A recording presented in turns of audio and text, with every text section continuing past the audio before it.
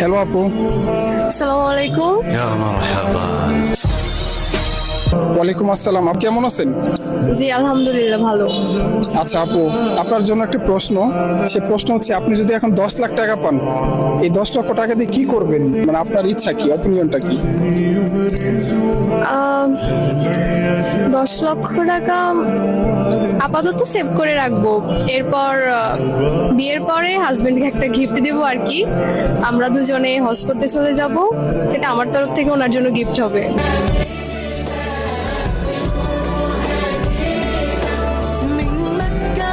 আচ্ছা, সবারই তো অন্যান্য ইচ্ছা থাকে, আপনারই কোনো এই ইচ্ছাটা? সবার ইচ্ছা থাকলেও সবার হয়তো ওই সামর্থ্য থাকে না। এখন আল্লাহ যদি আমার সামনে ওই সামর্থ্যটা এনে দেয়, তাহলে আমি অবশ্যই সেটা পালন করব, এই জন্যই আর কি।